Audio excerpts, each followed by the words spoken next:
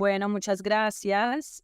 Muy contenta de estar aquí en este curso de transiciones socioecológicas justas. La idea que yo tengo es hablar sobre cómo se está viviendo la transición energética en América Latina para preguntarnos si se trata de una iniciativa de justicia climática como, digamos, se nos quiere hacer creer o si se trata de nuevas fronteras extractivas. Entonces, el plan que tengo eh, para hoy es esta agenda. Primero quisiera hablar de cómo se está entendiendo la transición energética, digamos, en la narrativa global, em, y cómo se está viviendo esa transición energética en territorios de América Latina y cómo están respondiendo los movimientos y las resistencias por la justicia climática y ambiental. Entonces me voy a concentrar en eso en gran parte del tiempo de esta charla. Luego voy a hablar brevemente sobre las organizaciones sociales en América Latina y las críticas que hacen estas organizaciones a la transición energética. Luego, unas breves conclusiones para que luego abramos el debate a las alternativas y a las propuestas con base en las lecturas que ustedes hicieron. Em, yo quería empezar primero, y por eso tenía esta lámina al principio, con lo que ya se está debatiendo en la prensa. En la prensa global ya están apareciendo noticias como por ejemplo esta que salió hace menos de un mes sobre quién está pagando la factura de la transición energética del norte global. Este es un artículo del País de España que habla sobre África en el título, pero en realidad el artículo, se los recomiendo, menciona a, digamos, las regiones del sur global, América Latina, África, algunas partes de Asia y también algunas partes de, digamos, de los países del norte global donde se está extrayendo eh, energía para la transición energética o recursos minerales para la transición energética. Y cuando yo me planteé esta pregunta que les estoy proponiendo aquí de si se trata verdaderamente de justicia climática o de nuevas fronteras extractivas, esta pregunta surgió de un curso sobre justicia ambiental y climática del semestre pasado. Y me hice la pregunta con una estudiante de ese curso y empezamos a ver que la respuesta a esa pregunta o las respuestas a esa pregunta puede que tengan, digamos, una respuesta evidente para eh, los movimientos sociales o para algunas personas que tenemos una perspectiva crítica de la transición energética, pero que políticamente la respuesta a la pregunta es muy difícil de aceptar, ¿no? Políticamente responder la pregunta es muy complicado. Entonces, lo que quiero proponer es que a través de esta exploración, como de este recorrido por América Latina, entendamos por qué es tan complicado dar una respuesta a la pregunta desde una perspectiva o desde un lente político. Bueno, entonces quiero empezar contándoles cuál es el ejercicio que realizamos. Lo que hicimos fue tomar todos los casos en América Latina en el Atlas de Justicia Ambiental, que es una iniciativa que ha sido liderada por la Universidad Autónoma de Barcelona, que es el Atlas de Justicia Ambiental, y YATLAS. Entonces de allí, partiendo de esa gran base de datos, tomamos los 372 casos que se refieren a energía, a temas energéticos, ¿no? A fronteras energéticas, todo lo que tenga que ver con energía. Y pues encontramos, digamos, estos casos que ustedes ven aquí en el mapa, con este grado de conflictividad. Vemos que México, Colombia y Brasil son los países donde se concentran los casos de más alta intensidad, que son las columnas azules, y los de intensidad media, que son las columnas zapotes. Entonces, lo que hicimos con Laura fue decir, ok, de todos esos casos, agrupémoslos por tipo de recurso, los que son los que tienen que ver con fósiles, con hidroelectricidad, con energías renovables y con minerales de transición, y escojamos algunos casos que nos ofrezcan una perspectiva diferente, una perspectiva innovadora, una perspectiva que trate de abrir nuevas maneras de pensar los conflictos y nuevas maneras de pensar la transición energética.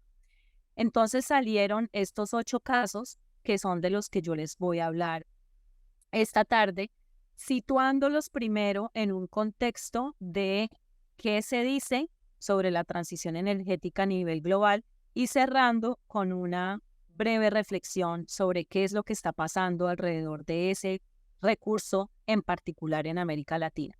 Entonces, para empezar con los fósiles, tenemos un contexto donde, digamos, existe casi que un consenso, se le llama ya el consenso de la descarbonización o el imperativo de la descarbonización, que pues advierte que los combustibles fósiles siguen dominando el sistema energético mundial, pero que debe producirse un fuerte descenso en el uso de los fósiles para mantener el aumento de la temperatura global por debajo de 1,5 grados centígrados con relación a los niveles preindustriales. Y que con una probabilidad del 50% de no traspasar ese umbral del 1,5, debemos dejar de extraer el 60% del petróleo y el gas metano y el 90% del carbón. Y esto pues significa una reducción radical del consumo de estos fósiles. Este es un mapa que muestra por región global dónde deberá dejar de extraerse esos recursos al 2050 y al 2100. Y sin embargo, a pesar de este imperativo, la transición energética es altamente dependiente de los fósiles en todas las etapas del ciclo de vida de las energías renovables. Entonces vemos, por ejemplo, que para la minería se requiere una gran cantidad de energía, la minería, digamos, por ejemplo, pues sí, de todos los minerales y de todos los materiales que se requieren para fabricar esas nuevas fuentes de energía renovables. La instalación, por ejemplo, aquí vemos en estas fotos lo que significa la instalación de las torres eólicas, el mantenimiento, en fin, todo el ciclo de vida es altamente dependiente de los combustibles fósiles. Entonces, el panorama en América Latina es el que tenemos aquí en este mapa, donde vemos de las 88 resistencias que están reportadas en América Latina a petróleo, gas y carbón, hay una alta concentración en Colombia, con 21 casos. Estas resistencias, digamos, se han dado en América Latina desde finales del siglo XIX. Bueno, la extracción se ha dado desde finales del siglo XIX, pero es una extracción que se ha dado principalmente en territorios de gran biodiversidad, en territorios de comunidades étnicas, produciendo daños irreversibles a los ecosistemas, y se ha presentado pues una resistencia muy fuerte a la extracción por la pérdida de la biodiversidad, de los servicios ecosistémicos y más recientemente también con el argumento de el calentamiento global. En la mayoría de los casos, los proyectos han sido impuestos, y en el caso en el que se ha dado una participación o se ha activado algún mecanismo de participación democrática, en la mayoría de los casos esos mecanismos han sido manipulados. Entonces quiero empezar con un caso que es, a mi modo de ver, emblemático, creo que es a nivel mundial, ha sido de los pocos casos donde se ha propuesto efectivamente, digamos, con una propuesta muy concreta, dejar los combustibles fósiles en el subsuelo. Se trata de la iniciativa Yasuní, que fue una iniciativa de la sociedad civil que en el año 2006 propuso mantener en el subsuelo 846 millones de barriles para evitar la emisión de 400 millones de toneladas de dióxido de carbono, a cambio de que el país, Ecuador, donde se encuentra este parque nacional, recibiera una compensación económica de la comunidad internacional de 3.600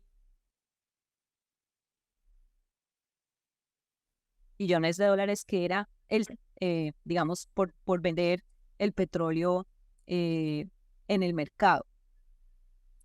Y sin embargo, pues 6 años después de que, o 7 años después de que la comunidad hubiera lanzado esta iniciativa, solamente se había recaudado un porcentaje inferior al 1% de lo que se esperaba recolectar. Y entonces el presidente Correa, en ese momento, Rafael Correa, solicitó, digamos, dio por fracasada la iniciativa del Yasuní y le solicitó a la Asamblea Nacional Constituyente que declarara el petróleo del Yasuní como de interés nacional. Y esto efectivamente, pues digamos, la Asamblea lo aprobó y entró en vigencia la declaratoria de interés nacional en el 2016, e inmediatamente la empresa petrolera nacional empezó la explotación del petróleo en este territorio que aparece aquí, que ustedes pueden ver aquí en el mapa, digamos el área verde, que sería toda el área, digamos todo esto aquí, el Yasuní, y la zona intangible, que era una zona que fue designada por también el Congreso como una zona donde, digamos, una zona intocable por la presencia de comunidades étnicas no contactadas en aislamiento voluntario. Entonces, digamos que ahí podemos ver muy claramente por qué el interés de la sociedad ecuatoriana de que se respetara y no se extrayera el petróleo de este territorio. Una vez, pues, digamos, empezó eh, Correa declaró que la iniciativa de Yasuní había fracasado en el 2013. Este colectivo, Yasunidos, que es un colectivo de la sociedad civil, que no es partidista, es un frente, digamos, social, una organización social que se dedica a interpelar el modelo económico extractivista, planteó la posibilidad de que la decisión no la tomara el gobierno, sino que la tomara la población, la gente, los ciudadanos ecuatorianos. Entonces plantearon una consulta popular con esta pregunta: ¿está usted de acuerdo con que el gobierno mantenga el crudo del parque Yasuní, conocido como bloque 43, indefinidamente en el subsuelo? Y lo que pretendía el colectivo Yasunidos era no solamente defender el territorio de estos pueblos en aislamiento, sino también proteger, pues, la biodiversidad. El Parque Yasuní se conoce como uno de los lugares de mayor biodiversidad del planeta. También aumentar los derechos de participación democrática y también el significado propio de la democracia. Y se dedicaron a partir de ese año a recolectar firmas que, según pues la Constitución ecuatoriana, debían ser al menos el 5% del censo electoral para que se le pudiera dar paso a la consulta.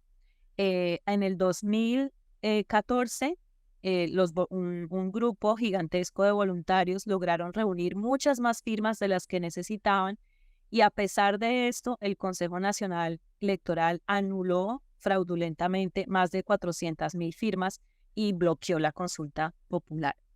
Eh, Esto pues fue, digamos, una consolidación o un ejemplo de cómo el Estado se alineaba en contra de la consulta. Había 5 instituciones del Estado que haciendo pues un uso inapropiado de herramientas jurídicas impidieron la consulta y pasaron 10 años, 3 gobiernos y en septiembre del año pasado la Corte Constitucional reconoció que se habían vulnerado, bueno, también Jazz Unidos puso una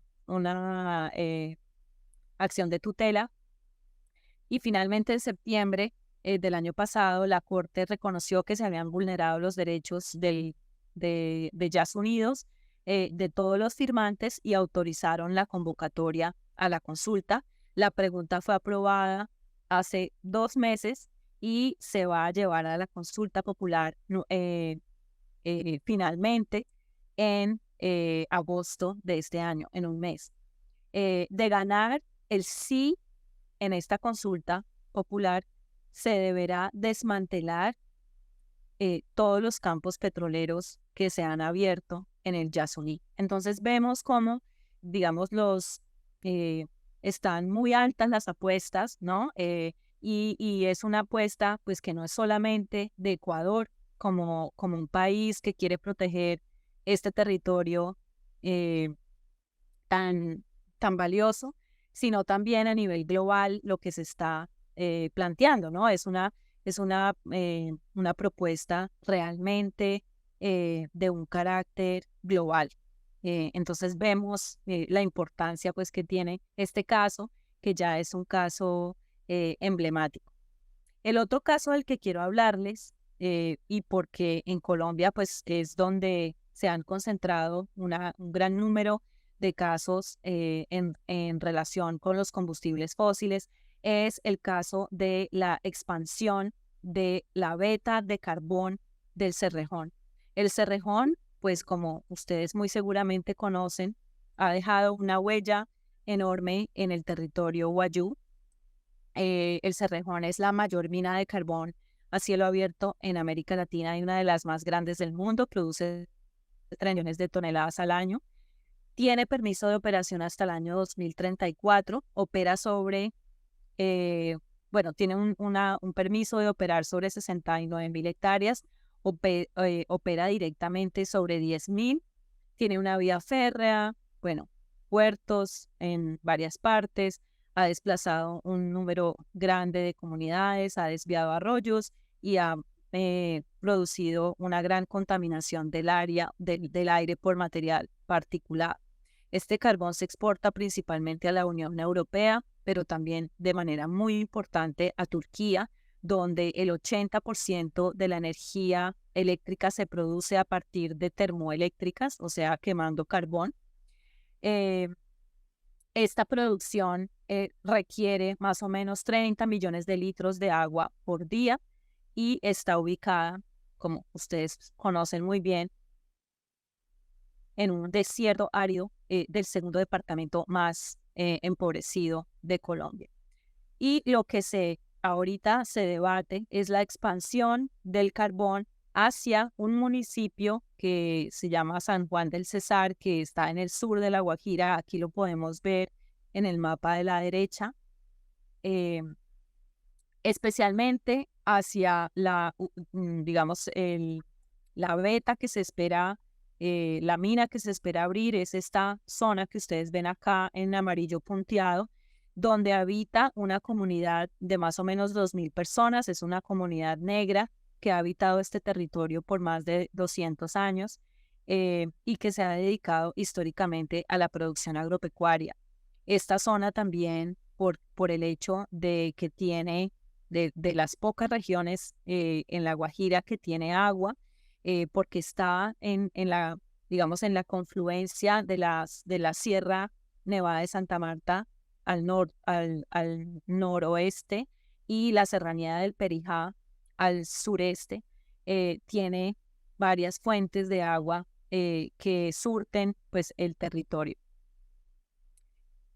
Lo que se pretende entonces es abrir una mina a cielo abierto, que sería la mina de Cañaverales, que tiene unas reservas de 11 millones de toneladas, y una mina subterránea que se calcula que tendría una capacidad o unas reservas de 672 millones de toneladas para producir, sacar carbón, no producir, sino extraer carbón, más o menos en una cantidad un poco superior a la que se extrae del Cerrejón. La operación sería hasta el año 2053, requeriría nueva infraestructura ferroviaria y portuaria, eh, implicaría la remoción de 115 millones de metros cúbicos de lo que la minería de carbón denomina material estéril, pero que en realidad incluye los suelos donde se cultiva y, digamos, todo el material que no contiene carbón. Digamos que esta mina no se ha socializado en su totalidad, solamente se ha socializado la mina a cielo abierto, pero digamos que en algunos documentos que también logramos rastrear con algunos de los estudiantes del curso del semestre pasado, logramos ver que ya se habla también en algunos documentos de las agencias, de la Agencia Nacional de Minería, de la mina subterránea. Entonces, pues lo que vemos es que al expandirse esta minería, esta mina o al abrirse esta mina de carbón, desaparecería el agua, que fue lo primero que desapareció cuando se abrió la mina del Cerrejón en los territorios vecinos. Eh, pues me gustaría contarles que el semestre pasado hicimos una excursión, una visita con algunos de los estudiantes del curso de Justicia Climática y Ambiental a La Guajira, y visitamos, bueno, ya habíamos visitado anteriormente los corregimientos vecinos que fueron borrados por el Cerrejón, y vimos de primera mano en lo que se convierten esos pueblos que son afectados por, por la minería del carbón.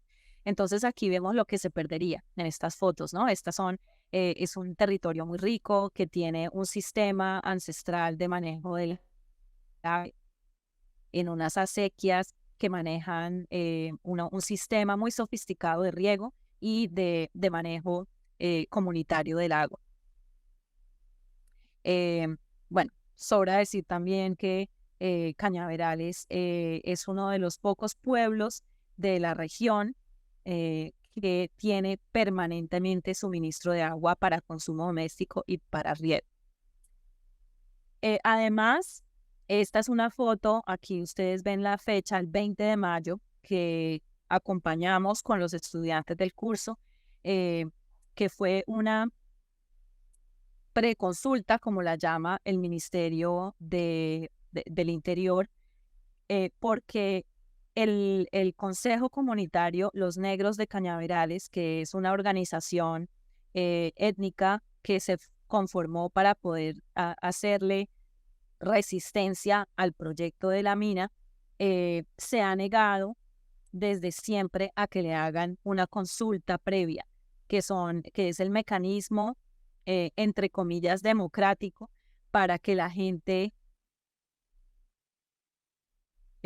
conozca o dé su consentimiento libre, previo e informado a los proyectos. Y ellos se han negado por la experiencia de todos los vecinos y por la experiencia en general de pueblos étnicos en Colombia a los que les han hecho consulta previa, que se hace de manera generalizada para obtener, digamos, un visto bueno en el papel, pero que no significa pues una participación genuina eh, de, de la gente que va a ser afectada por los proyectos. Em, Además, porque la consulta previa que quería imponer la empresa y el Ministerio del Interior eh, se quiso hacer la, durante la pandemia y se quiso hacer una consulta previa a través de Internet, digamos, sí, virtual y pues digamos sin dar las verdaderas garantías a la participación. Eh, entonces, lo que hemos visto en el caso de Cañaverales es que ha habido casi que una obligación de participar en una consulta a la que ellos, pues, en la que la gente local no cree. A manera de síntesis en este capítulo de los fósiles, vemos que a nivel global, pues los países han demostrado una gran incapacidad de cumplir con los compromisos de descarbonización, ¿no? De consumir menos combustibles fósiles. Eh, los espacios de donde se extrae el carbón, como vemos aquí en estas fotos, estas fotos son de los lugares que han sido borrados por el Cerrejón. Son espacios concebidos en temporalidades de larga duración y en espacialidades a gran escala, o sea, no se considera las afectaciones reales que causa a la escala humana y responden eh, a intereses globales que desconocen estos impactos en la vida cotidiana de los pobladores locales. Entonces vemos que las luchas por dejar los fósiles en el suelo son luchas muy largas, como el caso de Yasuní, son violentas. Eh, Hay algunos casos puntuales que están ofreciendo salidas que podrían convertirse en hitos para la región de América Latina y para el mundo. Y lo que está en juego son territorios y comunidades que mantienen relaciones lentas con la energía y con el agua, y sanas con la energía y con el agua. Pasando al capítulo de las hidroeléctricas, creo que me demoré mucho en este de los fósiles. Voy a tratar de acelerar un poco para que alcancemos a cubrir todos los 4 temas. Lo que vemos en el panorama global es que en el tema de hidroeléctrica, en el tema de la energía hidroeléctrica, lo que vemos es que ha disminuido, disminuyó en el año 2021 por las sequías, pero sigue siendo la mayor fuente renovable de electricidad, generando más energía que todas las demás energías renovables juntas. Pero de todas maneras sigue, digamos, se espera que crezca, ¿no? Que la hidroelectricidad crezca porque las centrales hidroeléctricas son, en la narrativa global, una columna vertebral fiable de los sistemas energéticos limpios del futuro y requieren recibir el apoyo correspondiente.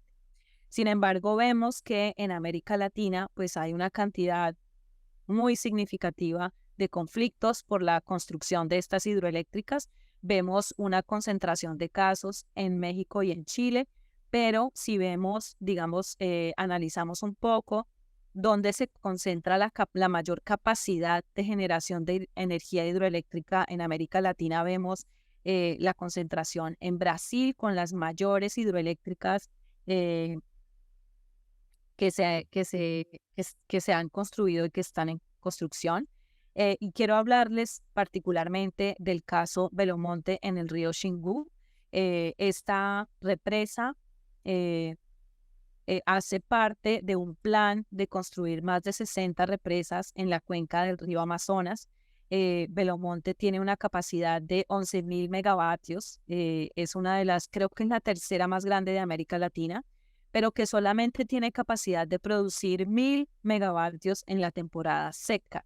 Y esto es pues porque los niveles del río bajan muchísimo. La construcción de esta represa ha producido la crisis humanitaria y medioambiental más severa en digamos, en la construcción de represas de Brasil. Ha desplazado entre 20.000 y 50.000 personas, dependiendo de a quién uno le pregunta.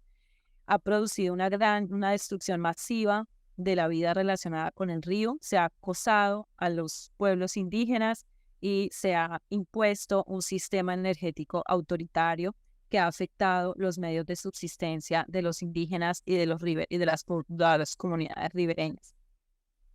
Además, pues de que se ha visto muy claramente los tratos favorables a las empresas y los impactos sociales y económicos a la ciudad que estaba ubicada muy cerca a la construcción de la represa. Y aquí vemos en estas fotos son, fueron publicadas en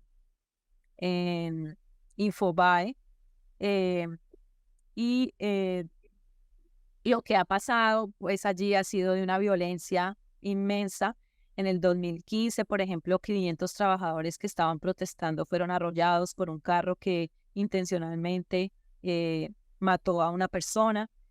Altamira es una ciudad que está totalmente desfigurada porque los indígenas y las comunidades ribereñas fueron obligadas a trasladarse a esta ciudad, dejando atrás su vida, su historia de relación con el río y digamos, su cultura eh, indígena y ribereña.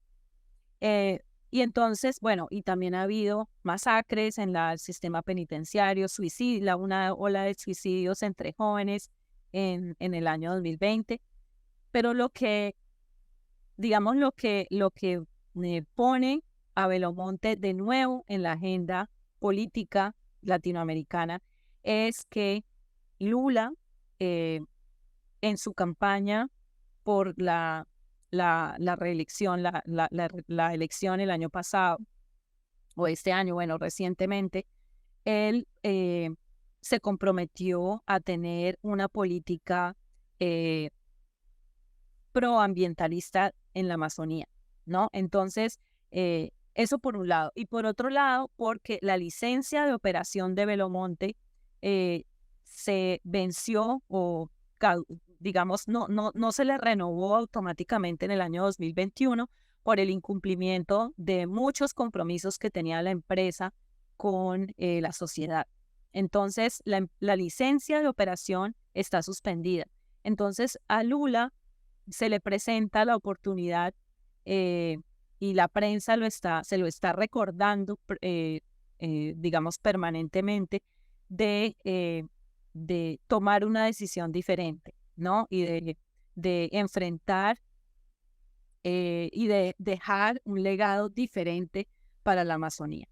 Este es un caso que ustedes pueden ver en la prensa también. Esta foto me impresiona muchísimo porque es la vuelta, es como una oreja que hacía el río Xingu y que fue bloqueada por la represa, y ya hoy en día la gente no puede, como se ve aquí en la foto, ya no puede navegar la vuelta del río Xingu.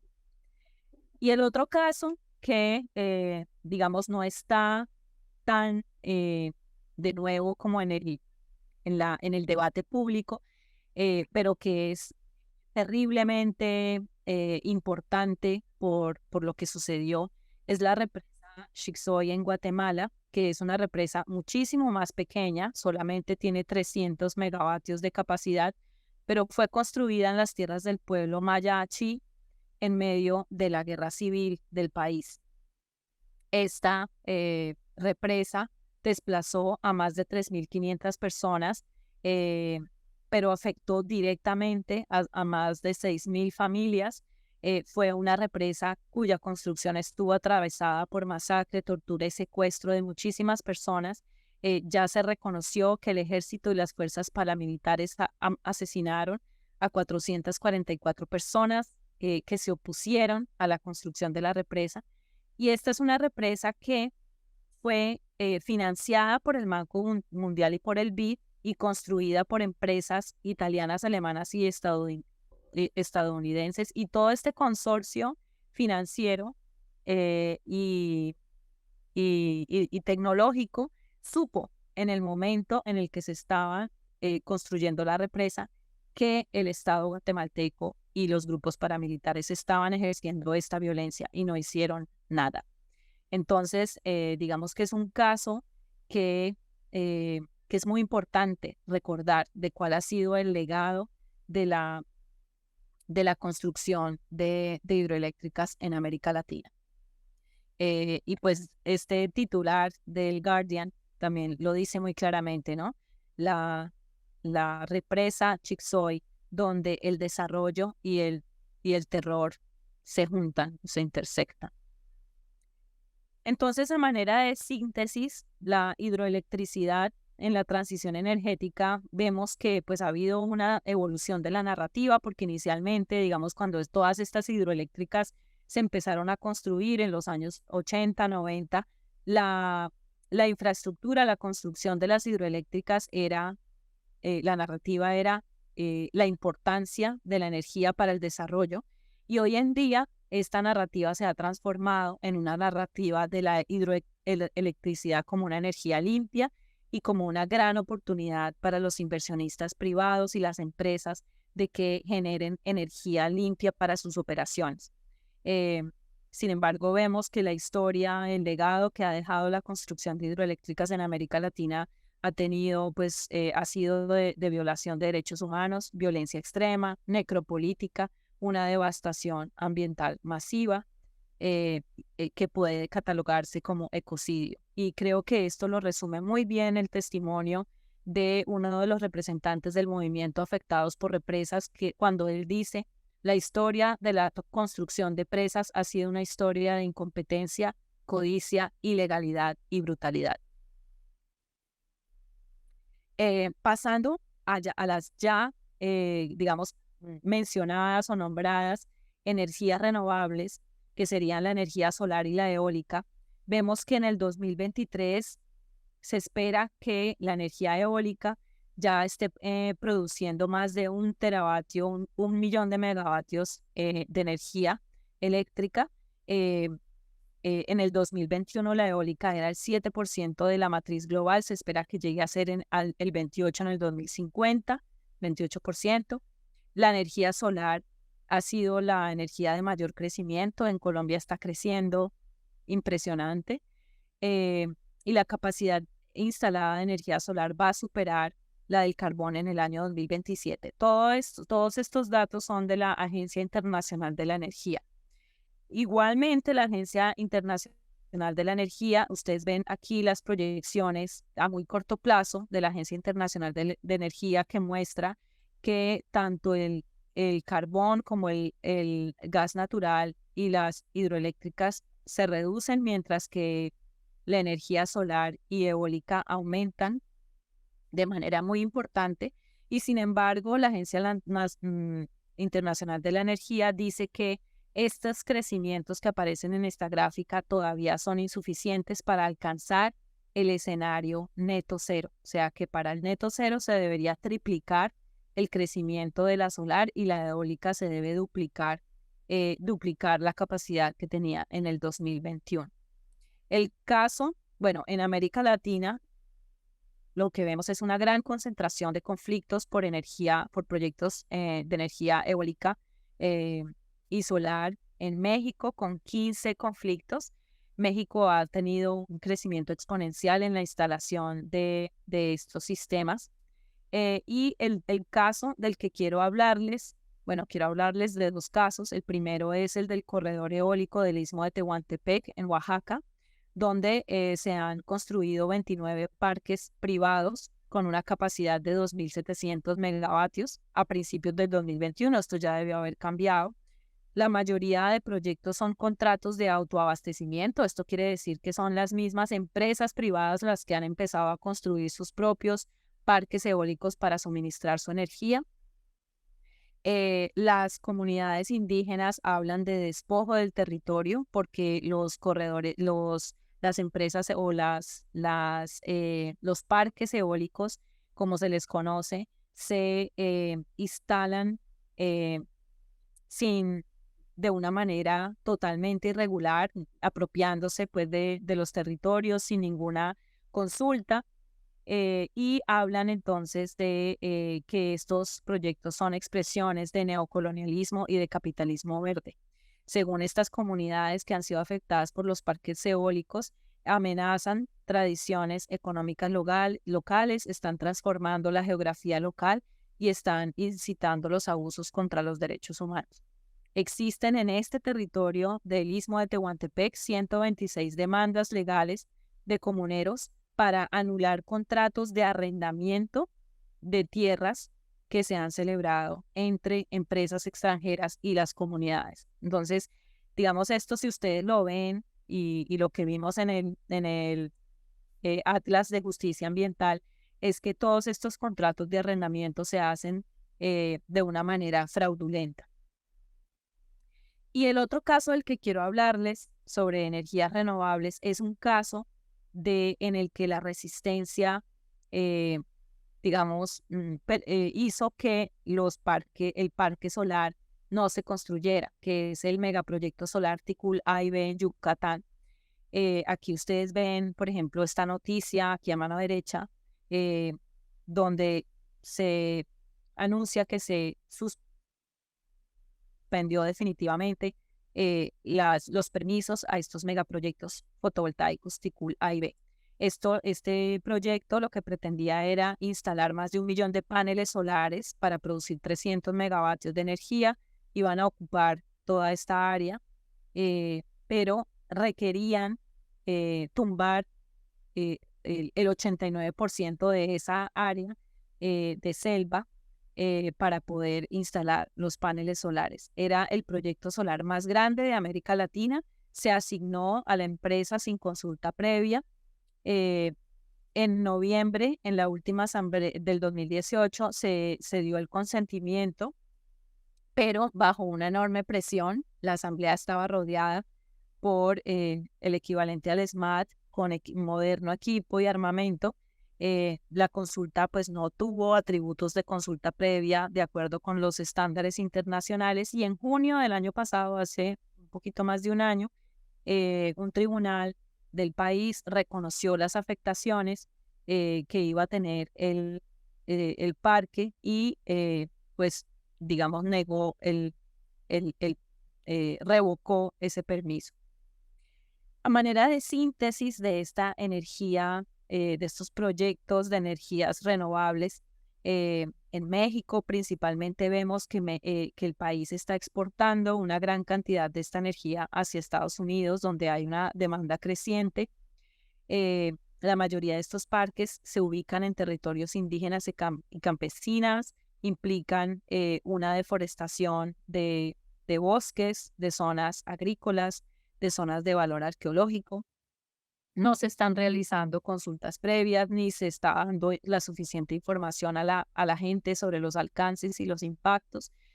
La presión internacional que tiene, en este caso Estados Unidos, por cumplir los objetivos del Acuerdo de París que Biden retomó, porque ustedes recordarán que Trump había dicho que él no iba a cumplir con los acuerdos de París. Entonces, retomar estos compromisos ha hecho que haya mucha presión por generar estas energías renovables, y las industrias pues están también empujando mucho por la generación de estas energías renovables. Y esto pues lo revela muy claramente esta declaración que hizo la directora del Departamento de Energía de Estados Unidos, diciendo que México pues es bendecido, es un país bendecido porque tiene toda esta energía que Estados Unidos necesita. Y pasando finalmente al tema de los minerales de transición, que son todos estos minerales que se requieren para producir la energía y para almacenarla o transmitirla, transportarla de un lugar a otro. El Fondo Monetario Internacional dice que existe una alta incertidumbre sobre las cantidades de estos minerales que se van a requerir. Y dicen que hay esta gran incertidumbre porque no se sabe, digamos que la tecnología está cambiando muy rápidamente, y va a depender de decisiones políticas que también son difíciles de predecir. La mayor variabilidad de la demanda, dice la Agencia Internacional de la Energía, procede de la incertidumbre alrededor de qué tan rigurosamente se van a implementar las políticas climáticas. Y sin embargo, por ejemplo, con el tema del litio, que es un tema que nos compete a América Latina por la gran cantidad de reservas que hay en América Latina, el crecimiento de la demanda por el litio se espera que se multiplique por 40 de aquí al año 2040, según la Agencia Internacional de la Energía. El problema con estos minerales de transición es que están ubicados, como vemos aquí en esta publicación muy reciente, eh, es que están ubicados, él les decía, en territorios ya sea indígenas, que es el área amarilla, o campesinas, que es el área verde, o azul, que es áreas donde hay presencia indígena y campesina. Entonces, para el caso del litio, es aquí vemos que la gran mayoría de las reservas están en territorios indígenas y el otro metal que nos compete por la gran cantidad de reservas en América Latina es el cobre, donde también vemos una alta presencia de población indígena y campesina. El litio, por ejemplo, en escenarios neto cero, de acuerdo con la Agencia Internacional de la Energía, se va a requerir de manera muy importante por las baterías recargables, los vehículos eléctricos, el almacenamiento en red, todo esto, o sea, las baterías van a constituir el 74% de la demanda en este escenario neto cero. En 2050 se espera que haya 2.500 millones de vehículos eléctricos funcionando eh, y pues estos recursos del litio se encuentran en lugares, en muy pocos lugares y la mitad de la producción actual de litio está en zonas con una gran escasez de agua. Y ahora vamos a ver los casos. Esto es según la Agencia Internacional de la Energía y el Foro Económico Mundial. Me parece interesante contrastar esto con lo que anuncia en Internet el gobierno de Canadá, que dice que la mitad de las reservas del litio están en los salares de Bolivia, Chile y Argentina, pero gran parte de ellos en Bolivia. Aproximadamente 89 millones de toneladas, bueno, existen 89 millones de toneladas de litio en el mundo, pero las condiciones sociopolíticas afectan el acceso que tenga el norte global a esos recursos, especialmente en Bolivia, porque Bolivia nacionalizó el litio. Entonces, si ustedes ven en Internet, si ustedes buscan reservas del litio, las de Bolivia casi no se tienen en cuenta por esa nacionalización que hizo el gobierno de Evo Morales. Y quise traer estas breves notas de este libro maravilloso que les recomiendo, que se llama Litio, Estados de Agotamiento, que son un libro escrito por autores del Triángulo del Litio, de los países que constituyen el Triángulo del Litio, que son Bolivia, Chile y Argentina, donde hablan, digamos, de la historia del litio y de lo que está produciendo la extracción del litio en estos lugares. Un dato fascinante sobre el litio es que pues, es uno de los metales, es el metal más liviano que existe en el universo. Se formó segundos después del Big Bang y hay una historia maravillosa en el libro sobre cómo se formó el litio. Pero bueno, digamos que en cuanto al tema que nos compete y el litio en la transición energética, el triángulo del litio tiene el 58% de las reservas mundiales. Chile es uno de los grandes exportadores del litio, digamos, como materia prima, o sea, exportador primario. Chile tiene una crisis hídrica porque lleva 13 años bajo una intensa sequía. El litio se encuentra en el desierto de Atacama, que es el desierto más árido del planeta, y paradójicamente para extraer 1 kilo de litio hay que evaporar 1.900 litros de agua de las salmueras, que es el ecosistema donde se encuentra diluido el litio. Entonces, como les decía, Bolivia, al inicio del gobierno de Evo Morales, declaró el litio como un recurso estratégico buscando la industrialización. Esto ha sido un proceso súper lento, Argentina no tiene una política estratégica para el litio. Para Argentina el litio es un mineral más, entonces se extrae con cualquier otro mineral y además no existe pues una estrategia común entre los tres países que dé cuenta de la importancia que tiene el litio para la transición energética global. Estas todas son fotos de ese libro. Es un libro también muy bello porque tiene unas fotografías maravillosas. Por ejemplo, esta foto de aquí arriba a la izquierda es una foto de la composición eh, molecular del litio. Y el litio, ustedes sabrán que el litio también se utiliza como medicina para estabilizar eh, a, eh, a las personas que sufren del síndrome bipolar, de la bipolaridad. Entonces, en el libro lo que hacen también es una metáfora de ese uso que se le da al litio como estabilizador de estos desbalances eh, psicológicos con la estabilización de un mundo o de una economía global que tiene unos modos también maníacos de consumo y que necesita mantener un crecimiento económico permanente para poder mantener la economía, ¿no? Y toda esta idea del crecimiento perpetuo. Entonces, lo que promete el litio es lubricar el sistema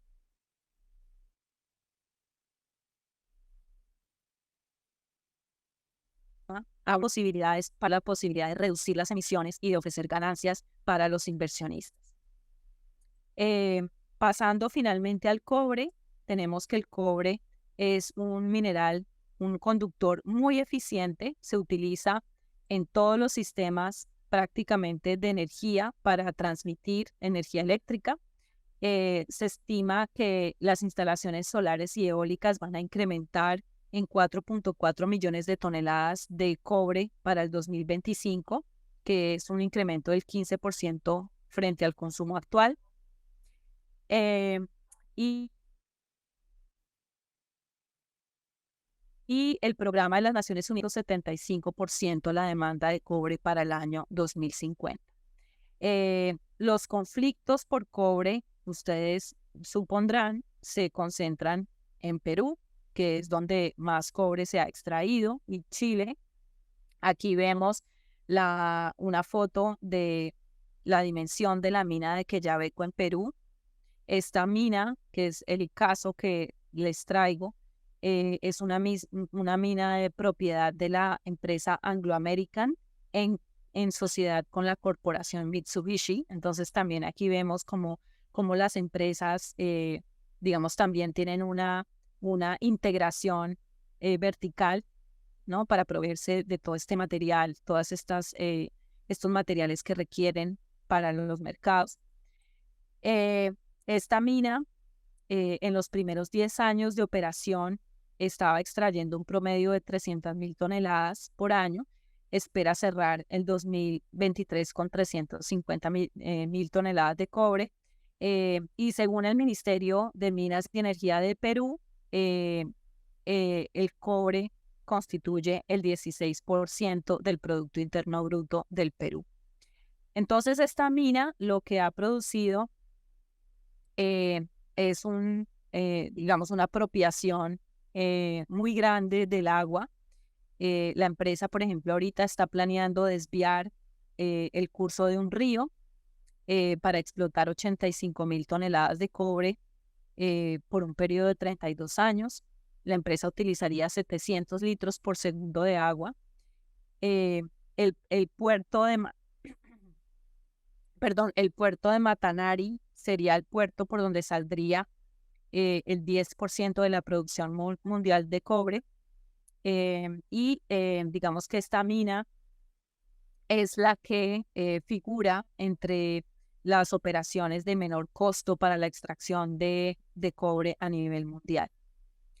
Entonces, a manera de síntesis, con relación a las energías renovables y los minerales de transición, Vemos que la expansión de la energía solar y eólica en América Latina ha sido violenta, al igual que la extracción de minerales de transición, que se presenta la triste paradoja de que estas energías renovables y estos minerales destruyen aquello, justamente aquello que dicen proteger. En general, la energía renovable no ha sido orientada hacia la soberanía energética, sino más bien al autoabastecimiento de grandes industrias, principalmente para el norte, digamos, con la intención o con la eh, orientación hacia los mercados del norte global. Eh, Tenemos también, como les decía al inicio, un panorama sobre qué están diciendo las organizaciones sociales en América Latina, cómo están haciendo las críticas a estas soluciones falsas de la transición energética. Entonces, lo que hicimos con Laura fue como un rastreo de qué organizaciones hay. Encontramos una gran cantidad de organizaciones, no vamos a entrar en detalles, solamente quería pues mostrar la gran cantidad de organizaciones que hay en América Latina, las industrias o fenómenos que enfrentan, lo que defienden esas organizaciones y cuáles son sus principales antagonistas. También vemos el nivel de politización, digámoslo así, de las organizaciones, ¿no? Con, digamos, 5 organizaciones con un bajo nivel de politización, dedicadas principalmente a acciones de conservación, de legislación ambiental, de gestión, que no necesariamente cuestionan el modelo económico ni la propuesta de transición energética. Un nivel medio de politización dedicado a la agroecología, a dar respuestas tecnológicas o discursivas a la crisis climática, derechos humanos sobre la soberanía alimentaria y una alta concentración, casi 80 organizaciones con un alto nivel de politización dedicadas a ofrecer soluciones o a debatir el modelo extractivista, a debatir las fronteras extractivas, ofrecer respuestas al capitalismo, propuestas de ecologismo radical y popular, justicia energética, hablan de falsas soluciones, de otros mundos posibles, de la autodeterminación de los pueblos. Entonces, a manera de síntesis o de conclusiones brevemente de este panorama latinoamericano, podemos decir que las energías renovables permiten mantener la ilusión de que no hay que cambiar el sistema económico global que es adicto al crecimiento, que existe una narrativa hegemónica de la transición energética que es contradictoria, que desconoce los límites materiales y la injusticia ambiental y climática que está produciendo, que más que descarbonizar, lo que necesitamos es redefinir nuestras relaciones humanas con la energía, con la naturaleza y entre el norte y el sur globales, y que hay algunos pueblos que habitan justamente aquellos territorios de donde se extraen estos minerales y esta energía, que son ejemplos de esas relaciones eh, armónicas o, digamos, diferentes alternativas con la energía. Y en general podemos decir que la transición energética implica una nueva y quizás la última frontera extractiva, y que se perfila como un momento síntesis de la crisis múltiple por la que atraviesa la civilización. Eh, yo quería, para no terminar esta presentación, digamos, y también para abrir el debate con ustedes, eh, es proponer algunas salidas digamos, a esta perspectiva hegemónica de la transición energética, y quería ponerles en su radar eh, la, el Pacto Ecosocial e Intercultural del Sur, que hizo la semana pasada el lanzamiento de la Declaración de Bogotá, que es básicamente eh, una propuesta para hacer un pacto con la tierra, para redefinir las transiciones y las reexistencias.